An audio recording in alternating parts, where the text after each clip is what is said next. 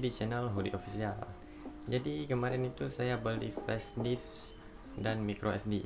Nah, untuk flash disknya saya pilih yang 64 GB dan untuk micro SD nya saya pilih 32 GB.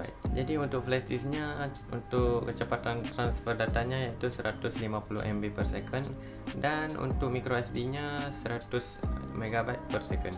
Dan flash disknya sudah mendukung Type C to micro USB guys. Jadi kita bisa pakai dua-duanya untuk penghubung ke handphone atau ke laptop kita guys. Oke, ini saya beli karena untuk merecord video, dan untuk flash disknya juga untuk menyimpan data-data file. Nah, jadi saya itu sebelumnya saya pernah beli barang yang di toko asal-asalan, dan itu saya beli micro SD juga, dan hasilnya tidak memuaskan karena itu barang KW alias tiruan.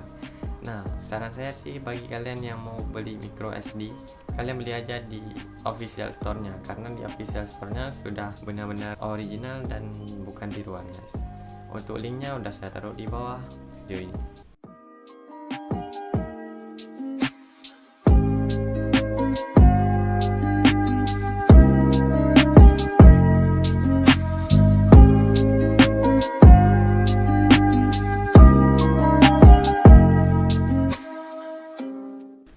Oke guys, mungkin itu saja untuk video kali ini, dan apabila kalian suka dengan video ini silahkan tinggalkan like, dan yang belum subscribe silahkan klik tombol subscribe yang ada di bawah, dan nyalakan juga tombol loncengnya supaya kalian tidak ketinggalan video-video terbaru dari channel ini.